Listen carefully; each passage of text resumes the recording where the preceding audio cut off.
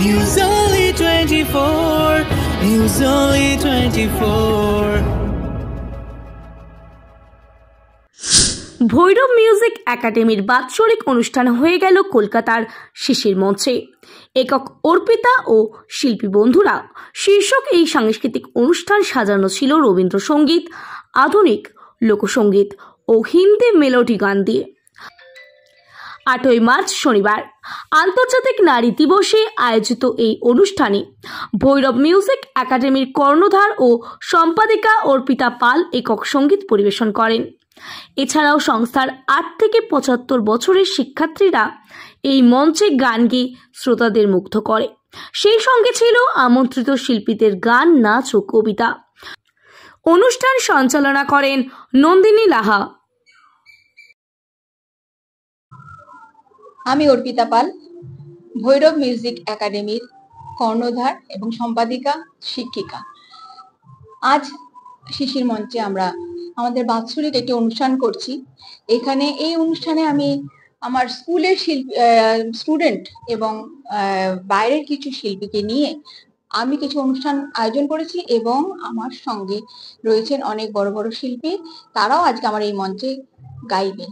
আর বিশেষত অনেকদিন থেকে আমার ইচ্ছে ছিল আমার একক একটা অনুষ্ঠান হোক। আমি বিভিন্ন মঞ্চে, বিভিন্ন জায়গায়, সরকারি বেসরকারি অনুষ্ঠানে, বিভিন্ন জায়গায় আমি অনুষ্ঠান করে থাকি, কিন্তু নিজের স্কুলের ব্যানারে আমার একটা অনুষ্ঠান করার খুব ইচ্ছে ছিল যেখানে আমি একক গাইবো।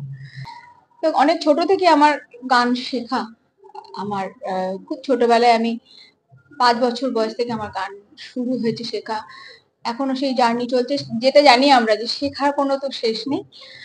আর মানে যত গান যতই করি সবটাই মনে যেন না এটা একটু হলে ভালো হতো, এরকম একটা ব্যাপার। এইখানে আমার যেমন রবীন্দ্রসঙ্গীত, তারপরে বাংলা আধুনিক, ফোক এবং হিন্দি মেলোডি গান, এগুলো রেখেছি আর কি। আমার স্টুডেন্টসরা রয়েছে বিভিন্ন বয়সে, তারা 8 থেকে 75, এই হচ্ছে আমার স্টুডেন্টদের। বিভিন্ন বয়সের রেখেছি এই কারণেই, এই সমস্ত মানুষেরা কোথাও প্ল্যাটফর্ম পায় না। তারা একটা প্ল্যাটফর্ম পেতে গেলে আজকাল প্ল্যাটফর্ম পাওয়ার জন্য অনেক রকম কি বলবো প্রতারণা, অনেক কিছু হচ্ছে।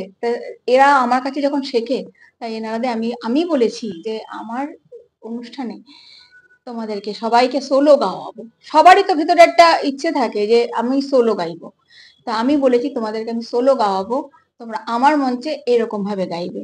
তা আজকে তারা গান গেয়ে ভীষণ ভাবে খুশি, এটা আমার কাছে একটা বড় পাওনা।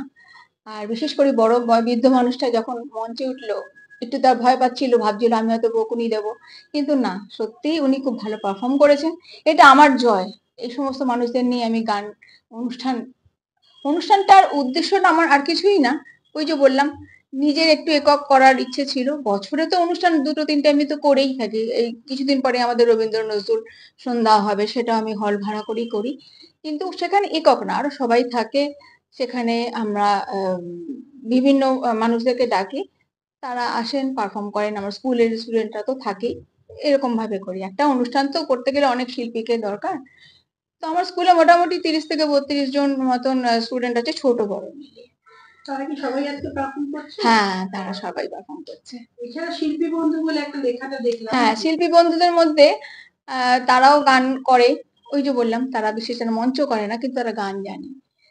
তাদের মধ্যে কেউ কেউ মঞ্চ করে না, তো তাদের মধ্যে তন্দ্রাশ্রী আছেন, যেমন কৌশিক আছেন, এরকম শুভ্রা আছেন। এরা হচ্ছে গান মানে আমার ডাকে চলে এসেছে যে হ্যাঁ তুই এরকম অনুষ্ঠান করছো, তাহলে আমরা তোমার সঙ্গে থাকবো।